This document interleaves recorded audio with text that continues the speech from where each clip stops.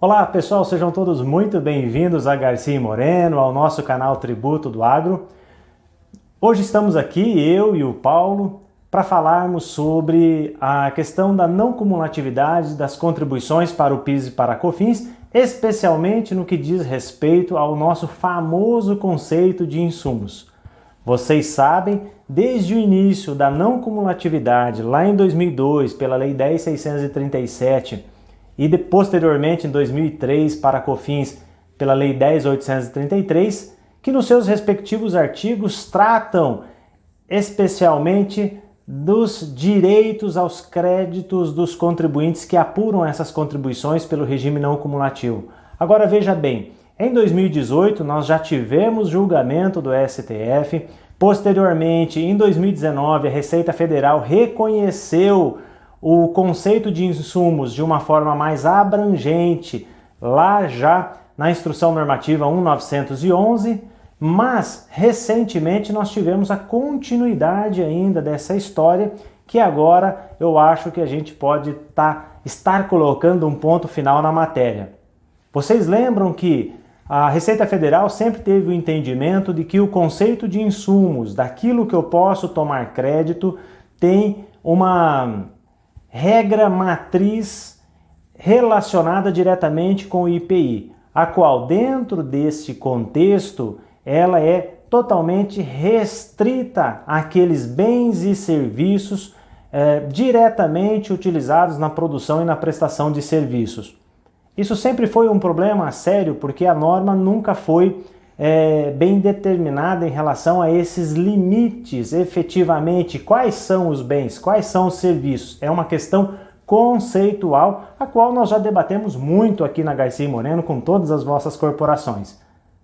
Porém, com a Instrução Normativa 1911, reconhecendo os julgados aí favoráveis ao contribuinte derivados do STF, nós já tivemos uma melhora neste ambiente, a qual o reconhecimento do insumos já estava linkado à sua essencialidade. Não satisfeitos ainda, os contribuintes, muitos deles, entraram com recurso querendo que o STF decretasse não somente essas limitações estabelecidas pela Receita Federal, ainda já com o conceito de essencialidade, mas também declarasse a inconstitucionalidade do artigo 3º dessas mencionadas leis. Com isso, qual seria o efeito? Nós teríamos a chamada não cumulatividade plena. Tudo aquilo que eu tive gasto relacionados ao meu processo de produção e prestação de serviço e que eu tive a oneração das contribuições para o PIS e COFINS na minha aquisição do bem ou do serviço, eu teria, então, direito à tomada de crédito. Seria mais ou menos o que se aplica na legislação do imposto de renda em relação ao conceito de dedutibilidade. Bem, mas agora, nessa última sexta-feira e sábado, nós tivemos uma novidade que o Paulo vai trazer para nós aqui. Paulo, afinal, qual a importância desse julgamento recente que nós tivemos do STF? Qual foi o resultado disso daí? Como que os nossos clientes agora poderão operar isso? Muda alguma coisa no nosso cenário?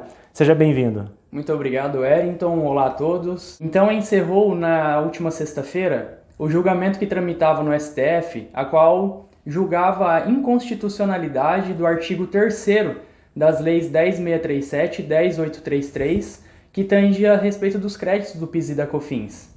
Como o Wellington já comentou, o tema foi julgado em 2018 pelo STJ, a qual os créditos relacionados ao insumo deve ser observada a essencialidade e relevância deles.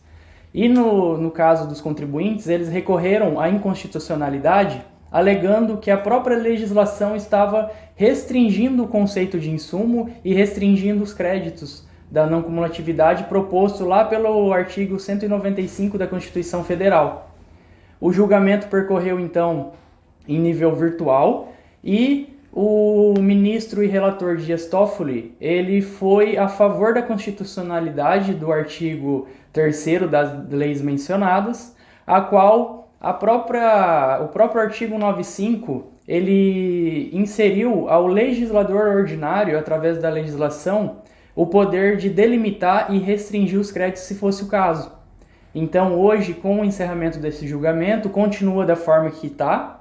O contribuinte pode apurar os créditos da não cumulatividade com base nas leis 10.833 e com base na instrução normativa. Nada muda, nada altera.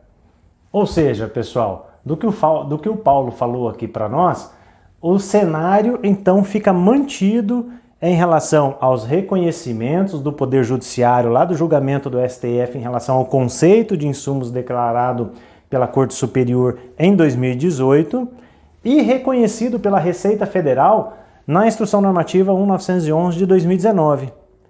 Com isso, não há novidade em relação à não cumulatividade plena. Está mantido a constitucionalidade das leis 10.637 e 10.833 no que diz respeito aos seus respectivos artigos terceiros. Não é isso, Paulo? Exatamente.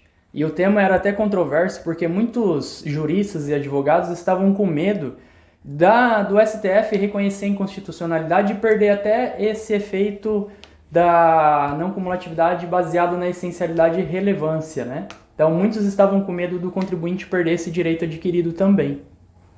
Então tá bom. Pessoal, fica aí, acompanha os nossos conteúdos aí no portal da Garcia e Moreno, a gente sempre está atualizando esse tipo de material e com certeza vocês vão ouvir falar muito dessa matéria, afinal é coisa bastante recente, mas estamos à disposição aqui, eu, o Gabriel, o Paulo, toda a nossa equipe de PIS e COFINS, fiquem à vontade, a casa aqui é de vocês, muito obrigado e até a próxima. Obrigado, Paulo. Um abraço, até a próxima. Falou.